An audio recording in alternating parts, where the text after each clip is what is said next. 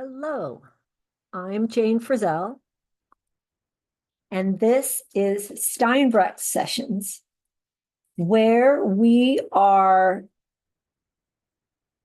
examining line upon line, precept upon precept, Steinbrecht's The DNA of Riding, which is ride your horse forward and set it straight.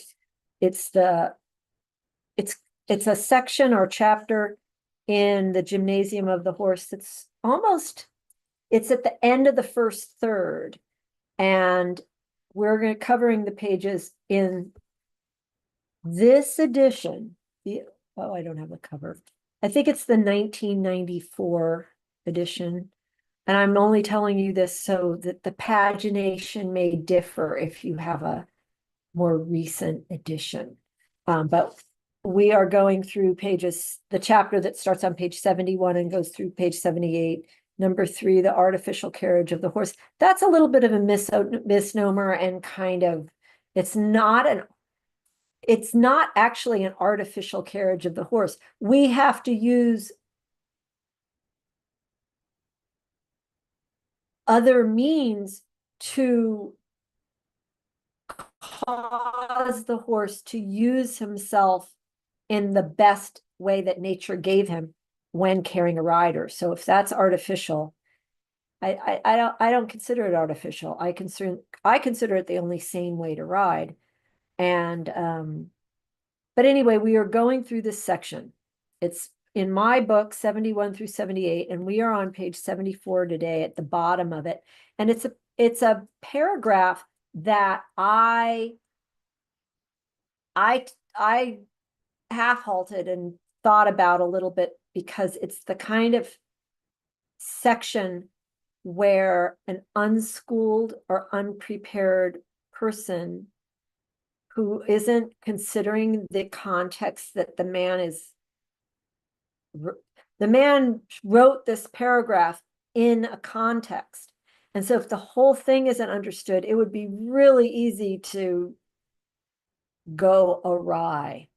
So I wanted to treat it with proper attention and reference.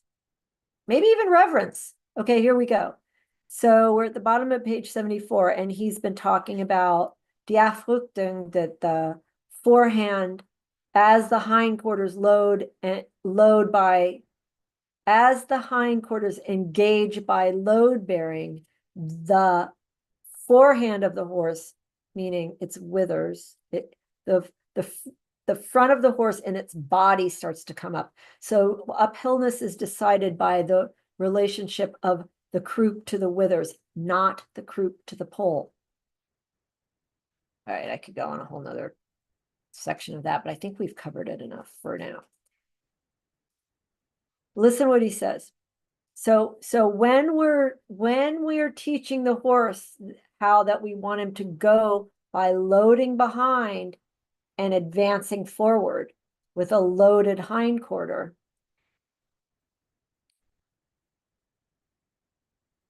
the trained rider must at times,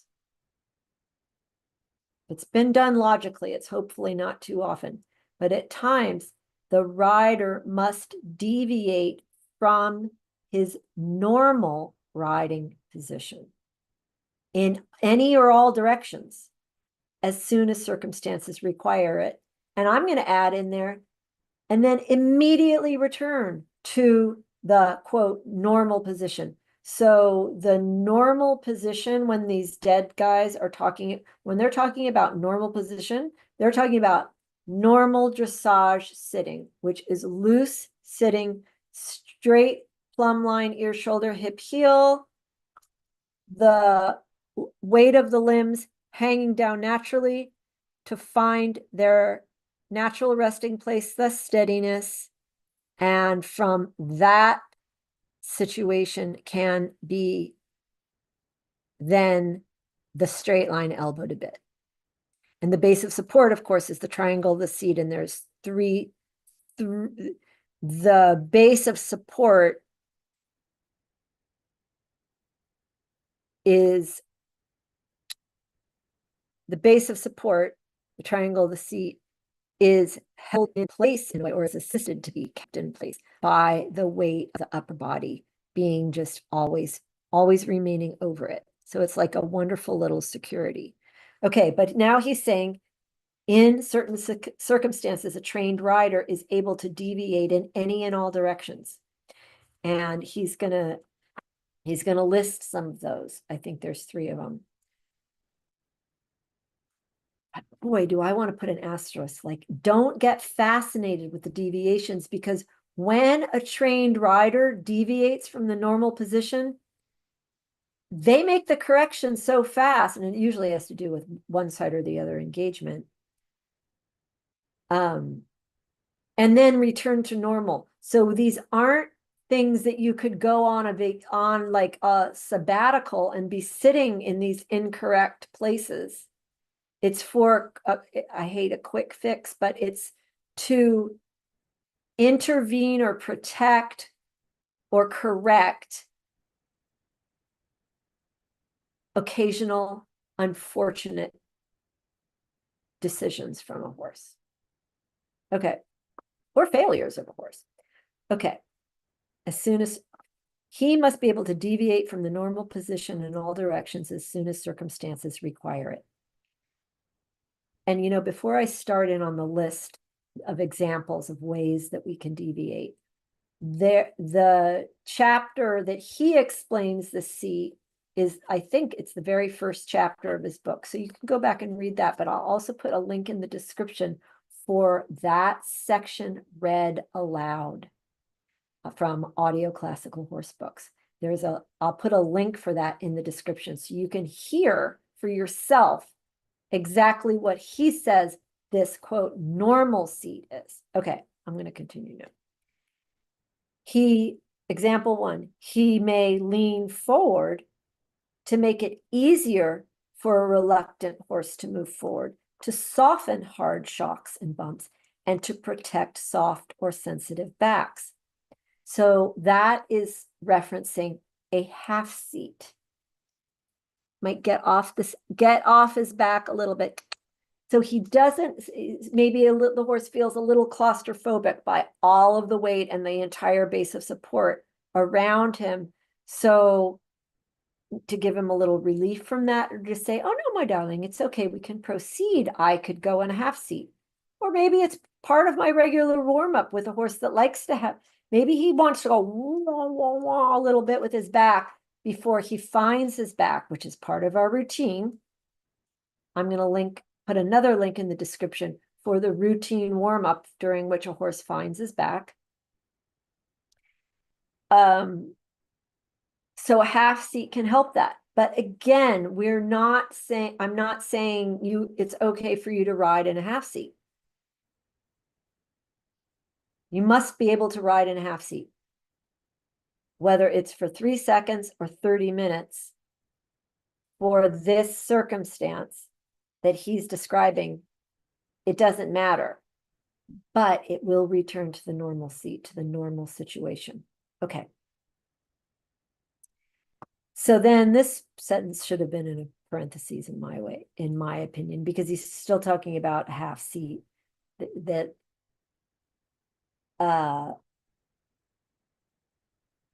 in a way that can also protect a horse's kidneys and invite a horse to get his back a little bit more up so that it can be developed.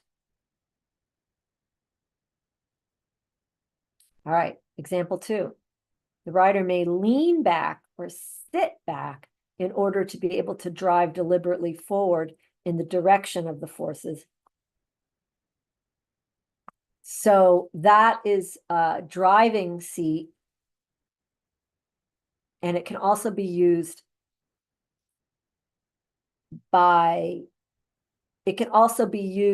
emphatically on a tight back and inflexible hind legs. Could you picture that one? I just read that. So a rider might get a little bit back there and go, and just push it forward, push things through and forward. The majors would call that sometimes a judo chop that the horse, come on, come through. But again, this is this is not a prescription to ride around leaning back and driving forward. It is for circumstances that need a very quick adjustment, correction, protection to get something done, to get something achieved. And I'm going to, after I read this final example, I'm going to tell you what those things that we're aiming to achieve are, and then maybe it'll be easier to understand why an occasional and usually immediate and brief deviation is necessary. Okay. Finally, the rider will sit or load all his weight on one side, increasing the weight toward the right or the left to either prevent a hind leg from dropping out, keeping it engaged, or prevent the horse from sending the rider off of the loaded hindquarter joint onto the other side. So sometimes I need, in a way, more weight than I weigh. And so I might get myself all the way over on one side or the other. But it's really, lean is unfortunate that the translation here got put in as lean, because if I lean, I actually am not getting the benefit of my upper body over my base of support. I'm trained, when I use my weight on one side to make the most use of my mass, I make sure my upper body is over the one side I'm aiming to load so that all of my mass can be used, because I'm just too little to have that much of effect if I bifurcate my upper body from my lower body. So I don't collapse my hip or break at the waist. I sit on one side or the other and really make sure that that mass is dropping down into the hindquarter in order that the horse be aware of it and that he will know to carry it. So these are very quick deviations from the normal seat. It's not an invitation or license to ride around in the frequently observed faults of the seat. So a deviation or an adaptation to the normal seat will happen, and a trained rider is always able for any of them. But these are not the same thing as a fault of the seat. What time is it? All right, so I think that I've made that clear, that adaptations to the seat are usually necessary at one time or another, but they are not the same thing as a fault of the seat. And you got to be very careful if you're not really trained and don't understand the whole system and have someone who knows helping you with it. Would be very easy for one of these adaptations to devolve into an actual fault of the seat. And one way that we can always stay on track is to remember the two golden rules: ride your horse forward and set it straight, and what these things actually mean. And you can go back in these Steinbrecht sessions to really get that secure in your mind. That's what this is for. But then also in the program we operate out of this barn, we always reference what Steinbrecht called the aim.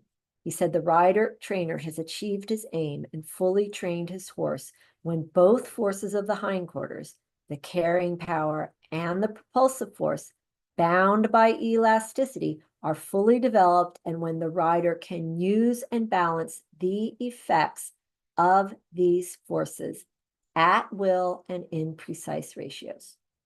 So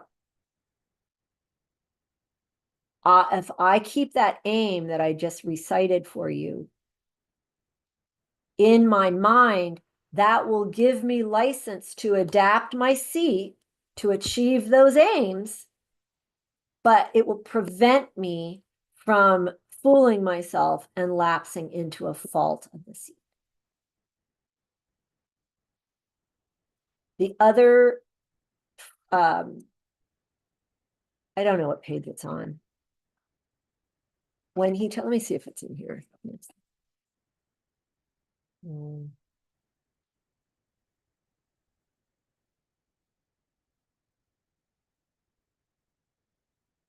You know that part where he says, moreover, that the hindquarters are prepared for simultaneous engagement by addressing each hindquarter individually with alternating exercises. So that is what to keep in mind for the seat either being used on one side or the other.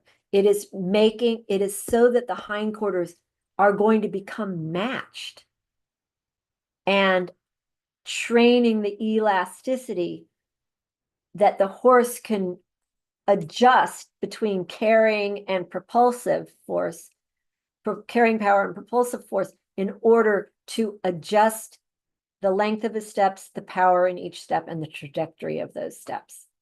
That is really what all of this training is about. It's really about making the hindquarters agile, literate, and strong. And so the deviations to the normal seat do happen, and in fact must happen, but we're not going to let them devolve into a fault. And so one thing I just want to add in is that a trained rider's seat is much more elastic and fast than I think that many, especially dressage people, are imagining, because when they're seeing a finished situation, it looks very orderly and still. And so too many riders, actually, it's not only in dressage, I think it's across the board, they're imitating the stillness of a through-going situation. But it's a mistranslation, because what people have become now in their riding is a stiff-held posture. That's not steady. Stiff is not steady. Steady is loose. Okay. He goes on. This goes in, the rider's adjustability in his seat is speaking to the rider's skill, and a rider's skill replaces a large amount of force. And the skillful rider will be better able to protect his horse the more his skill allows him not to have to resort to force. And there isn't, we do not train with any force. We are addressing the horse's forces and teaching him to govern his thrust with his own carrying decision. Next week, we are going to adventure into one of my most favorite passages in this wonderful textbook, that I hope that you are learning to treat this textbook as a set of instructions instead of some highbrow, vapid philosophy. This is our instructions. That's not poetry. Next week, we're going to talk about reality in training real horses, and I'll just start off what he says next, because I like it. Nevertheless, skill and sensitivity alone will be sufficient only in rare cases, namely only with horses which by nature are already almost balanced, he said, and have much flexibility and elasticity in the hindquarters, as well as a good temperament and the proper sensitivity to the rider's leg. So that's a rare case. And even the best horse doesn't there are a few freaks and prodigies that go, oh, leg means go. Like they're born knowing that, but that is like a feeder mark, like a 1 in a million. Like it's not, you don't own that horse. They're mostly not born knowing that leg means go. We teach them all of these things.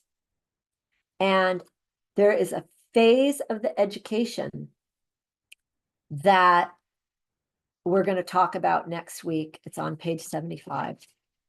See, I have hearts there. I'll cover up the word so people don't get freaked out. Hearts. It's a phase of the education that leads to the trust and love relationship between a rider and his horse. It's like the wedding aisle. Like go down this little narrow aisle. Beep, beep, beep, beep, beep, beep. Beep, beep, beep, beep. Beep, beep, beep, beep, beep, beep. Can you guess what it's about? And when they're through it, then it's all going to be wonderful after that. Okay.